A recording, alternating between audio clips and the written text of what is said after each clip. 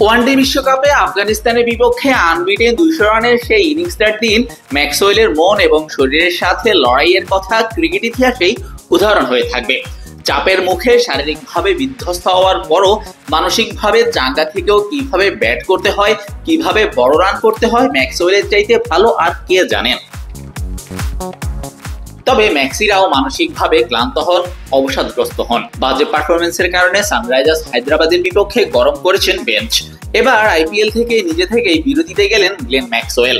কোনো চোট কিংবা আঘাত নয়, পারফর্ম করতে পারছেন না ঠিকঠাক, তাই মানসিকভাবে হতে চান ফিট।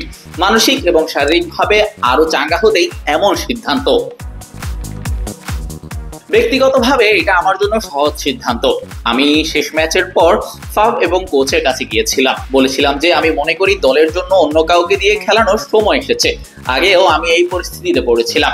আমি যদি এখন খেলা চালিয়ে যেতে চাই তাহলে আরো গভীর গর্তে পড়ে যাওয়ার সম্ভাবনা রয়েছে। আমি মনে করি এখন এটা আমার জন্য একটি ভালো সময় নিজেকে কিছুটা মানসিক এবং শারীরিক বিরতি দেওয়ার, শরীর ঠিকঠাক করার।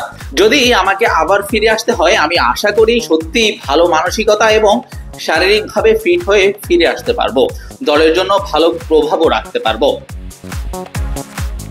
0, 3, 28, 0, 1 এবং 0 চলতি আইপিএল এ 6 ইনিংসে 5 বারই আউট হয়েছেন সিঙ্গেল ডিজিটে।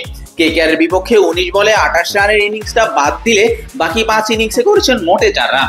সব মিলিয়ে চলতি আসরে তার ব্যাট থেকে এসেছে 34 বলে মাত্র 32 রান।